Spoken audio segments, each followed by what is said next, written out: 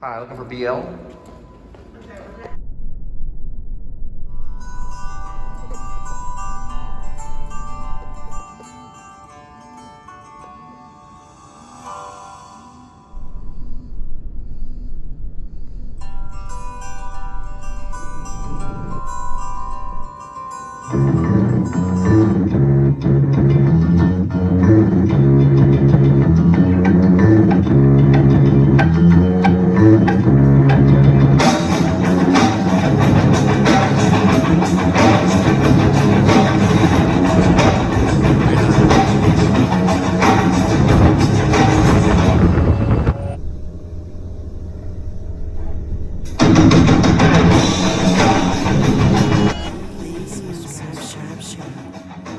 YouTube Spivey. Yeah, man.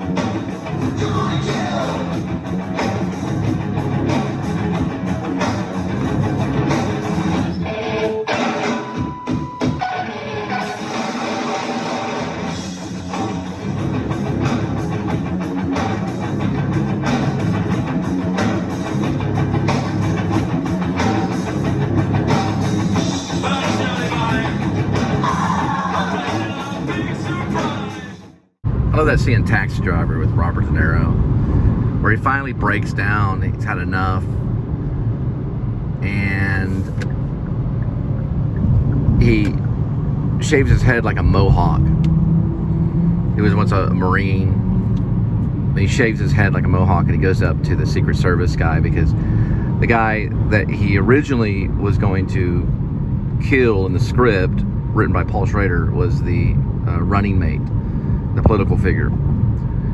And he's doing, like, you know, he's got all his stuff on, he's got his gear, you know, he's got his gear on, he's ready to go down, it's ready to be showtime kind of thing. And he tells him, he goes, yeah, I saw someone pretty suspicious. Pretty suspicious. And he's basically talking to him to the Secret Service guy. He's like, well, he goes, what kind of guns you guys have? What do y'all carry? Like 38? 45? And they continue the conversation, and finally he goes, well, you know, he tells Travis Bickle, he's like, well, why don't you give us your information and we can send you some information about a program. He's talking about the Secret Service, because he was like, how do you guys get into that, you know? He's like, yeah, okay, I'll give you my address. It's like 1, 2, 3 hip, something like that, you know. He's like, how do you spell that? No, he says 1, 2, 43 or something, Hop Road or something. He's like, how do you spell that? He goes, hop, like hip hop. It's amazing, Paul Schrader, you know, his prophetic genius. But he does say that. If you listen to Travis Bickle, he tells him, he goes, it's like Hop Avenue or something. He goes, hip hop.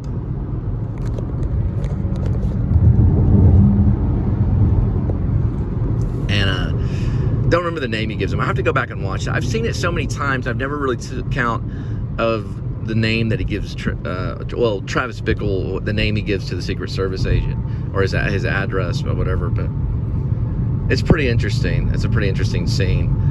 And then he ends up taking off, and they try to get his photo, but the crowd. There's a big crowd there, and he's swallowed up in the crowd, and then he takes off. I don't know if he has his cab with him then or not.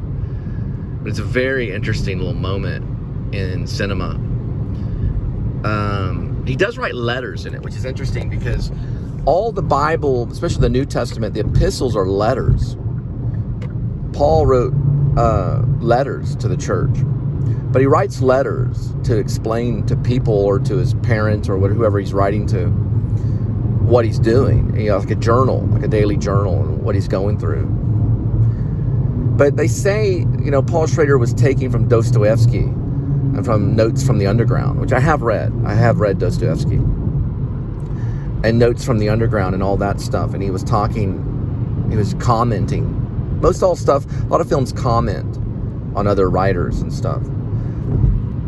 That he was living in this underground kind of thing, you know, this as a cab driver or whatever, ex-military kind of thing, which I don't think that was really that important, you know, that he had to be an ex-Marine, you know, that kind of thing. But it ends in a very kind of dreamlike way because he picks up Sybil Shepherd and Iris gets away. Jodie Foster's character gets back to her parents, and there's a thank you letter that's written that we get to hear from her parents, and that she's doing okay. The 12-year-old that he saves from sex trafficking in New York. And Sybil Shepherd's character, Betsy, gets back in his car. I did like rideshare for a couple of years. I was an Uber driver for a couple of years. And she gets back in the car and she goes like, I heard something happened. Yeah, that's true. And you see like the thing, you know, adjusting this and stuff. He's like, yeah, it's just tension. You know, there's a lot of tension stuff. He goes into this brothel and shoots up all these pimps and stuff. I thought about doing a whole version called The Uber Driver, but he uses non-lethal, you know, like tear gas and things like that.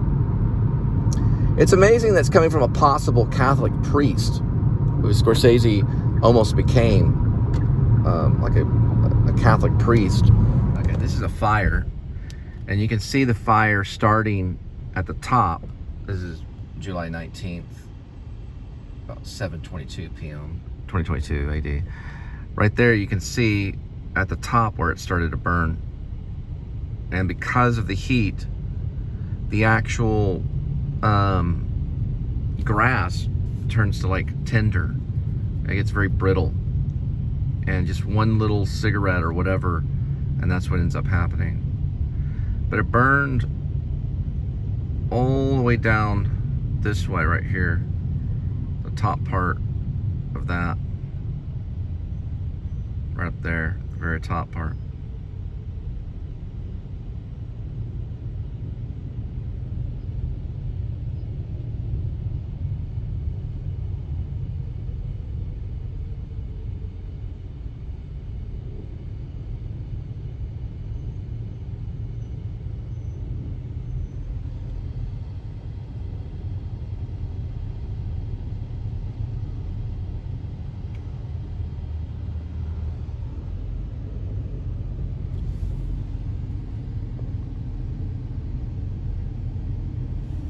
Right up this way.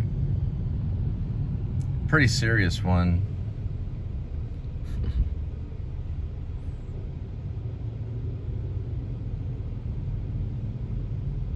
The guy was putting gas in his car back there. You can see a lot of the department's still there. It's right up this way.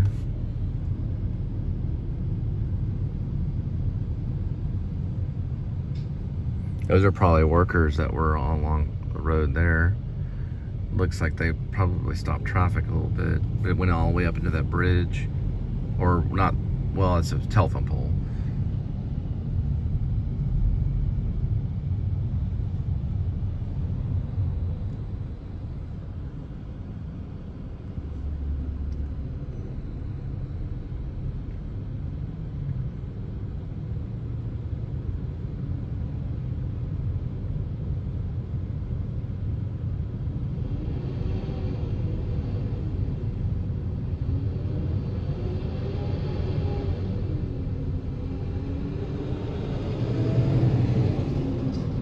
California has a major problem.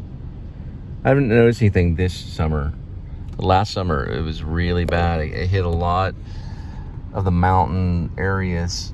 The mountainous areas were attacked by fire. California usually has that problem. It's a lot of it burns. I think it was like Santa Barbara burned down, like the complete place burned down. All this stuff burned. California. So you got these famous vloggers that come in like they know everything, and they vlog the ride, Six Flags coming up here.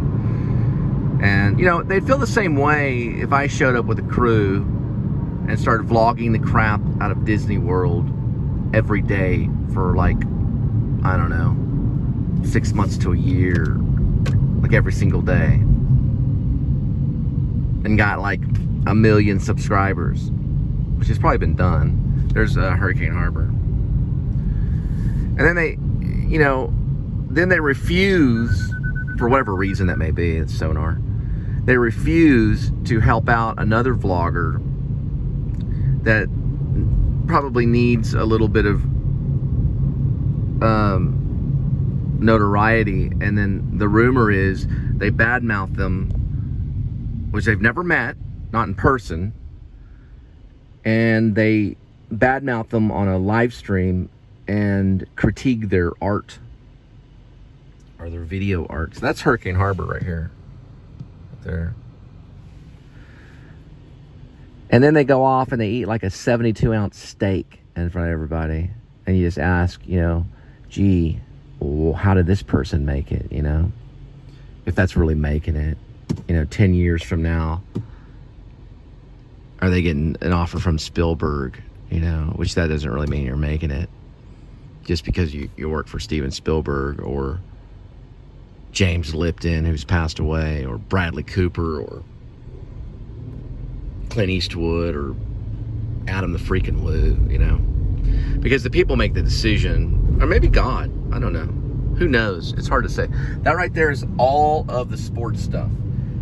Starting right there with the Globe and the Choctaw Theater right there. Well, it's a stadium. It's a ballpark. It's a baseball field. Right there is a shot of the Six Flags Horizon, which I used to work there when I was about maybe 18. There's a Titan. Titan wasn't there when I worked there. It was mostly just like the Shockwave and the Giant. Actually, you know what? I don't know for sure if the Giant was completely constructed when I was there. I was there probably in 1993. Worked there for a summer. And there was a thing called the Dolphin Show. And they moved the Dolphin Show because there was some weird algae growing in the water that was making the dolphins sick. So they moved the dolphins and they brought in the Hollywood Stunt Show, where these stuntmen were jumping around like where the divers would once jump, but they'd jump on these mats, and they did like this Western shootout scene. These really loud guns. The guns were really loud. And then they turned that into the Batman show. I was at Texas Wesleyan studying acting at the time before I went to UNT, and then the Actor Studio, which I ended up in New York. But at the time, I was getting ready to go to college, so I was in charge of counting people, and then, you know, also kind of concessions. And this right here is the Shockwave. Well, not really concessions. I was in charge of getting nachos at the concession, but my job was to be a counter and to help people find their seat, kind of like an usher. Pretty much an usher. It was about right here is where the show was. Now they've put up something called Batman and eventually the Joker, which is right here. And they've got another one on the other side, which is, this one's Batman right there. I don't know the hours in the summertime, but they do have a lot of rideshare. Like if you do rideshare, you will visit this place right here, because I used to do rideshare. They used to have an Uber and Lyft section. They probably still do, but they have their own. Arlington has their own rideshare program because of this. It's right here. It's called Via. But that's the entrance to Six Flags over that way. And this is basically Judge Roy's Scream. We used to ride this when we were younger. Judge Roy's Scream. Based on a judge that used to hang people. A really mean judge, not forgiving. I guess they would scream when they're going down. It looks exactly the way it looked when I used to go there in the 80s and 90s. When I was a child. There's the road to Six Flags right there. You can see on the side right here, this leads to the stadium.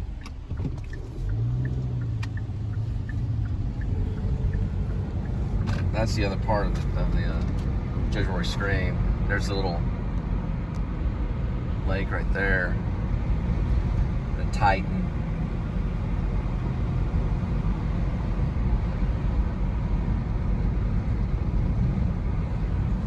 You can see the Titan way over there. There's the old Eric.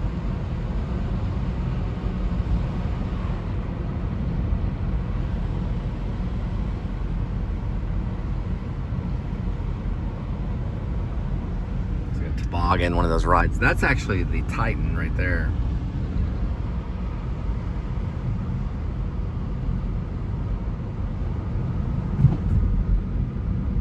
There's the Giant. Now people have died on that. You can see they've had some casualties on that ride. It's a pretty scary, it's definitely haunted. Globelife Collective should do some research on it. They've seen ghosts in the woods and all kinds of stuff. There's a Titan. There's the whole thing.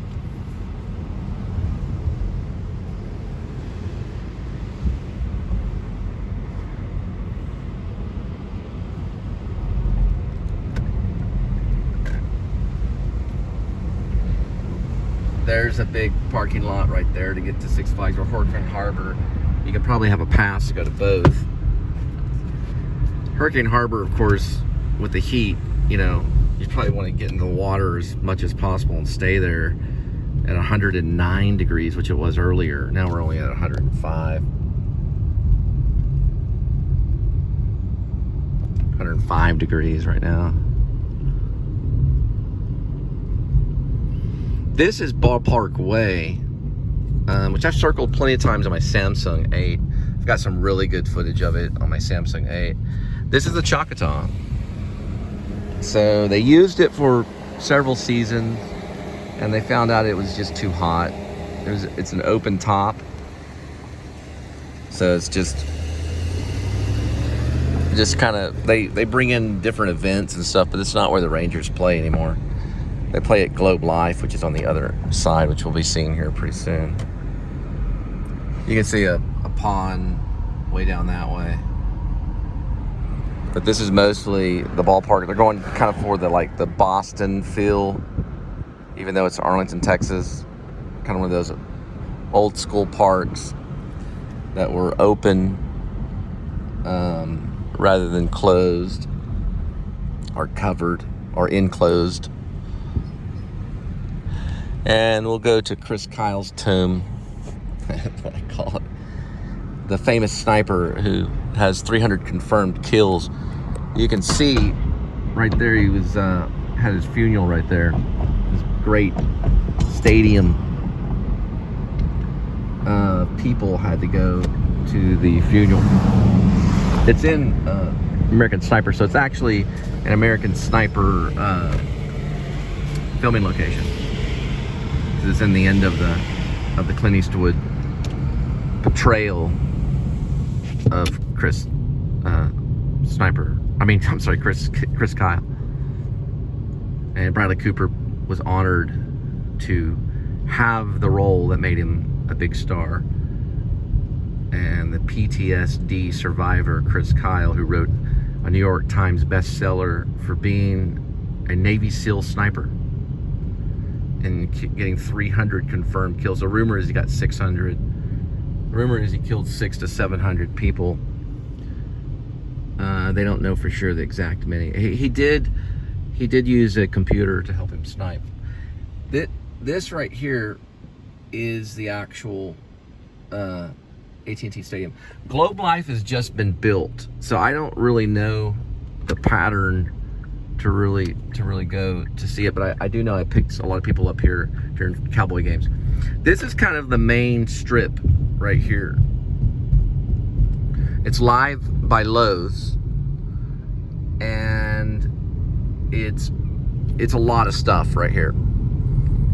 But people will come here to go to bars, get picked up by rideshare, because they don't always do that because they're supposed to go to tents, designated tents to be picked up during the Cowboys games. But they do come here and they ask the rideshare driver to kind of like help them out, which is not the easiest thing, especially right here at Lowe's.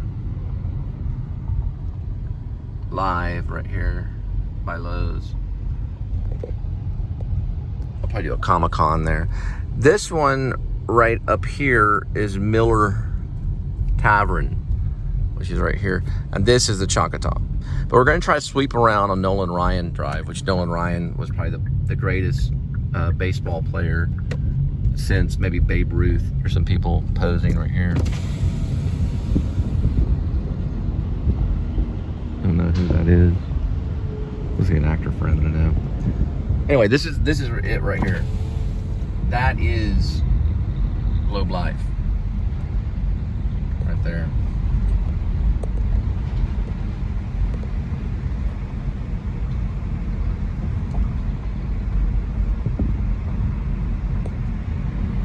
And that is Choctaw, which is Six Flags headquarters now. Now, when we approach this way, we see Globelife right here. And then behind it is AT&T Stadium, which is where the Cowboys play. This is where the Texas Rangers play now, Globelife. It's a covered stadium that's air conditioned. Similar to Tropicana Field in Florida, that's only a tent. This is a harder roof.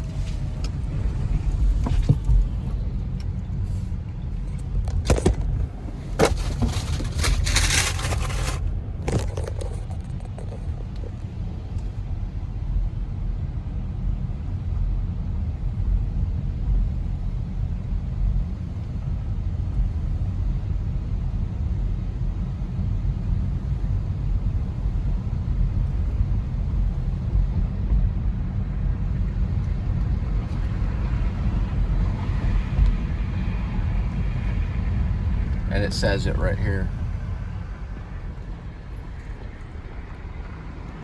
The Texas Rangers, that's their location.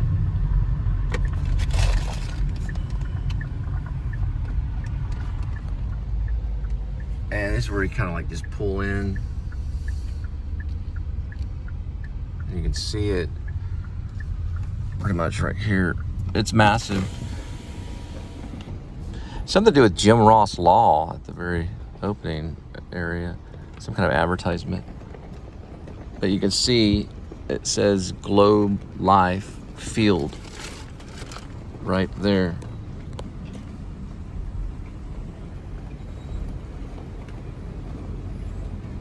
Right across the street is Choctaw Stadium, which is where they used to play. But now they play here. This 734 Stadium Drive, this area right here, and we'll go kind of wide right around here. Now, Nolan Ryan was superior in his strength for throwing some of the fastest speed balls, curve balls, right down the lane, right across the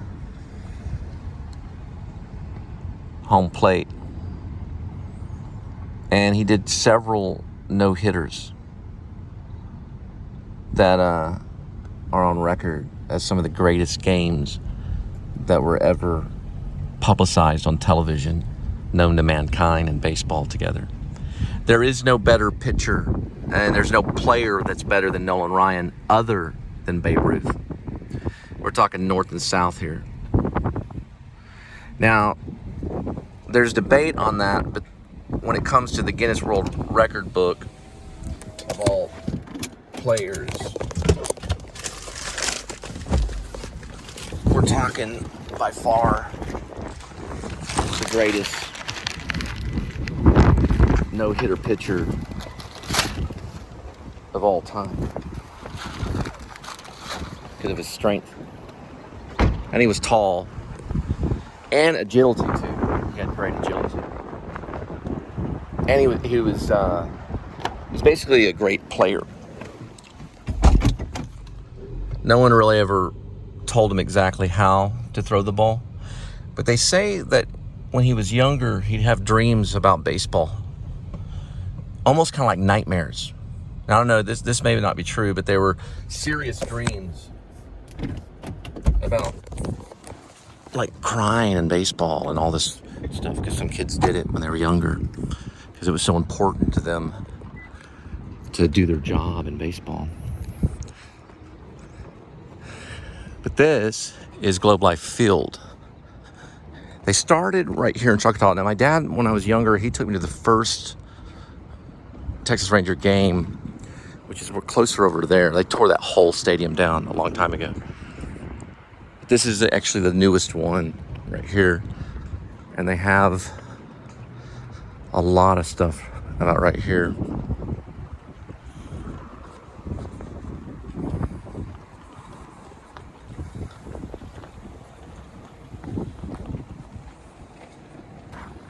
That's the Globelife Field right here.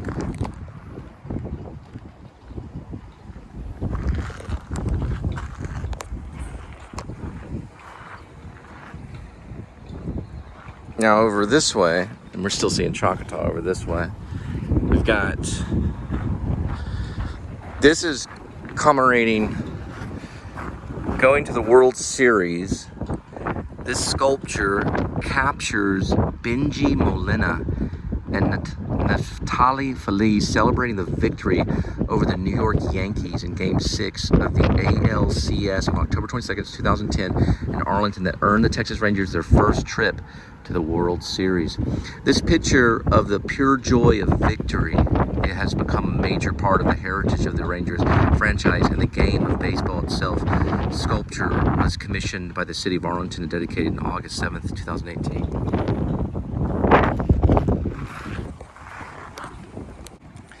And going across this way is going to be Tom Vandergriff, the father of baseball in Arlington. Right there. I want to revisit this statue with the sun kind of coming down here. They're celebrating that they're going to get to go to the World Series. And this looks like the catcher right here. And he's got him lifted way off the ground. Probably they may have the photo of it too. You can see the cleats right here.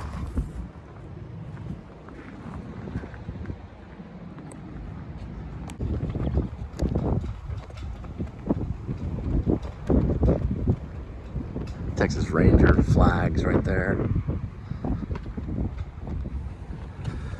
And it almost feels like you're kind of like walking up to a mall. This is Tom Vandergriff. He's the father of baseball in Arlington. I guess, you know, he became the father of that. Then they have a tribute here. We can kind of see the Choctaw Stadium there, but Globelife is to the left. These are the different players right here. Ruben Sierra. Got Taubi Hara. He went all the way to 1986. Rusty Greer, 2004. John Wedlin, RHP. He lasted about 2000. Mark Holtz, he was released in 1997. There's Tom Vandergriff. He's a public servant that helped. Ferguson Jenkins, RHP, retired in 1983. And then Putty Bell, playing career, lasted to 89. Jim Sonberg, he lasted in 1989. Nolan Ryan, his playing career was 1966. He lasted until 1993. The years with the Rangers was only 1989, 1993 because he was with the Oilers too. He also did Whataburger commercials. He was a Texas legend. He made a lasting impact on the Rangers in his 5 years with the club. He did many no-hitters. He's basically like Babe Ruth. He was one of the greatest pitchers of all time. Johnny Oates was a manager. He was steady leadership until 2001. Then Charlie, RHP, 1994 to 1990. Well, I mean, 1970, 1994, but his years with the Rangers was 1980, 1990. So he went to 1990, but his career lasted that time. Now remember, I know everything about baseball because I just learned it just then. And this is basically Globelife Field right here. And you can see how massive it is. It's a very massive field. We'll do many vlogs here. Endless amount of vlogs. Not endless amount. I like this reflector right here, coming through here. Now, the true brave vloggers will come here. It won't be Adam. It won't be Jacob the Carpetbagger. It won't be any of the ones that will come here to vlog the Ranger games. But there will be some brave ones that will. Because this stadium is far greater than Tropicana. For one thing, it has better air conditioning. So, and they're better baseball players too. Rip the Rays right out. Most of those games are fixed, I think. But they could take on the Rays, Tampa Bay Rays any day. Knock them right out of the park. Embarrass them in front of everybody. Just crying and crying and crying. Now that we don't have players like Nolan Ryan anymore, we had them once. They were the best because not only because they were great athletes, but they were honest people and great fathers of other people because they told the truth. They weren't tricky in the game of baseball. They were honest. But now it seems like a lot of the players cut corners. This was the old Rangers stadium right here. That goes with acting too, you know.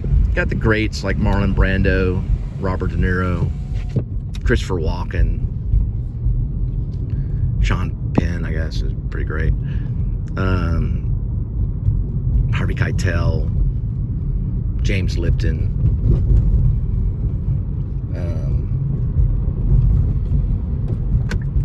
I do like Leo DiCaprio's early work. Mark Wahlberg, you got Bradley Cooper. We got a whole handful of actors that are just honest, you know. They're honest about the things they do. They keep it clean. Christian Bale, you know, one of the most honest actors that are out there, really. And, you know, players like Nolan Ryan, just like actors, they're still kind of players, are just a dime a dozen, you know. And he was only with the Rangers for 5 years. He's only with the Texas Rangers for 5 years. Not a very long time. But those are the greatest 5 years of baseball history, other than Babe Ruth, when Babe Ruth was playing.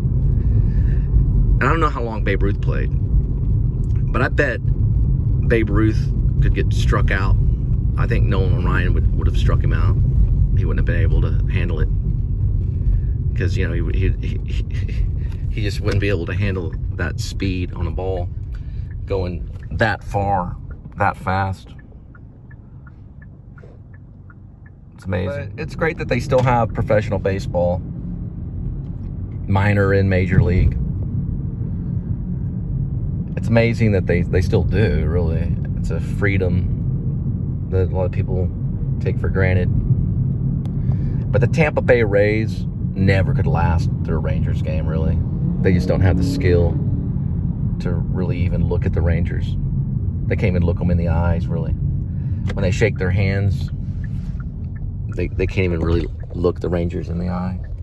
Rangers look at them, they just kind of dart their eyes away in embarrassment and shame because they know what they're doing. But regardless, the Rangers still have always looked as one of the most honest teams in baseball history.